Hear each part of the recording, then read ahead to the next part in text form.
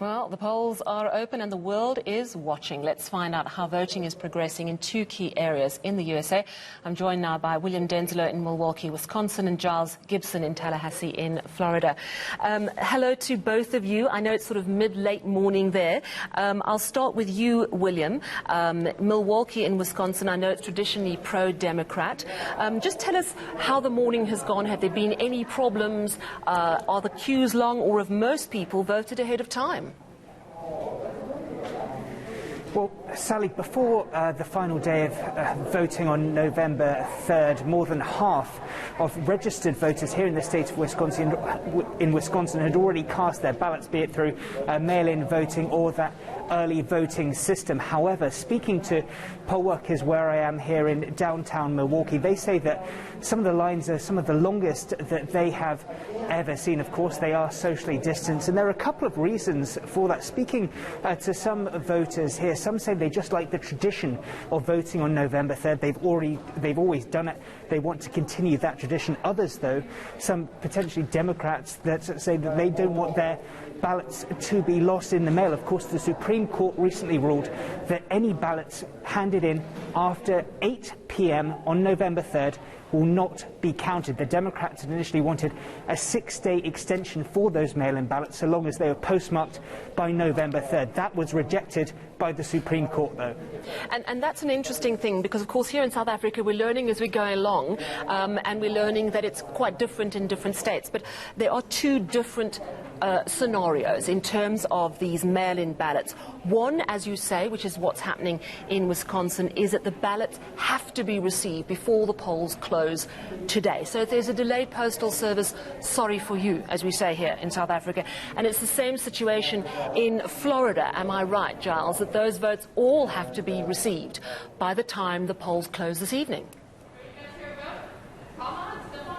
Yeah, so we're at a polling station here in downtown Tallahassee, and there's been a steady stream of voters coming in, mostly students and young people, because we're on the university campus here in Tallahassee. But we're not expecting to see long lines of voters stretching out of the doors of polling stations throughout the day, at least here in Tallahassee. And that's because of just this extraordinary surge in early voting that we've seen here in Florida and really right across the country. Here in this state, around 9 million people cast their ballots before Election Day itself. Now, in terms of registered voters, 110,000 more Democrat registered voters cast their ballots early than Republicans, so that could be interpreted as the Democrats having a lead going into Election Day itself, although, of course, Sally, registered voters don't always tick the box for the party that they are registered to when they actually cast their ballots. Tell us a little bit more about the makeup of Florida. It's not only a pivotal state because it's got 29, I think, electoral college delegates, which is quite a big chunk, but it's also made up a lot of retired people go to Florida because it's lovely and sunny, so those people come from all across America. But it's also quite close to Cuba, and that's where you see quite a lot of pro-Republican support amongst the Hispanic community. Am I right?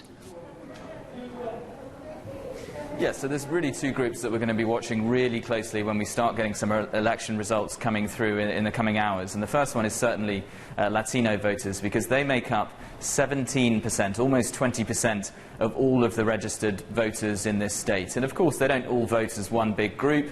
You can vote break Latino voters down into different nationalities, you know, Venezuelan Americans, Puerto Ricans, but Cuban Americans are a very large slice of that 17% figure that I was talking about. And the Trump administration and the Trump campaign have made a real attempt to paint Joe Biden and the Democrats as being left-wing, as being soft on Cuba. And that is, of course, because Joe Biden, when he was vice president under President Barack Obama, oversaw a reopening of ties with Cuba between the United States. Barack Obama was the first U.S. president to visit the island in decades, back in 2016. Of course, the Democrats will argue that that was an attempt to reset the relationship with Cuba, but the Trump campaign have very much been making this argument to Cuban American voters here in Florida that Joe Biden was soft on the Castro regime. Well, back to you in Wisconsin. So votes all have to be in by the time the polls close this evening. How soon do you expect results? And is there any indication which way the state will move? Will it be Biden's or Trump's to lose? Well, Sally, there are a couple of things to look at. First of all, Wisconsin is a state that has a rule in place which means that no votes can be counted before 7 a.m. on election day. That means that despite more than half the registered voters already casting their ballots early, that means that they could not be touched until 7 a.m. this morning. That means that we're expecting a backlog when it comes to processing all those ballots, those not only cast on November 3rd, the final day of voting, and all those that have been cast in the previous several weeks. So what that means is that we can expect counting to go on through the night. Here in Wisconsin, no pauses are allowed in that voting, in that vote counting process. Some in the Election Commission are expecting announcements to come in potentially between the hours of 3 a.m. 6 a.m. but that's just a very rough estimate. But when it comes to who they're expecting to win ultimately in the state of Wisconsin, well, according to Siena College New York Times poll from just a few days ago, that put Joe Biden up leading in the region of 11%. But President Trump was here in Wisconsin just yesterday on a rally. He said that the polls were wrong in 2016. He says he very much hopes and expects them to be wrong again. And Giles, to you in Florida, who is the favourite, if it's possible to say? And just talk us through the process in terms of vote counting.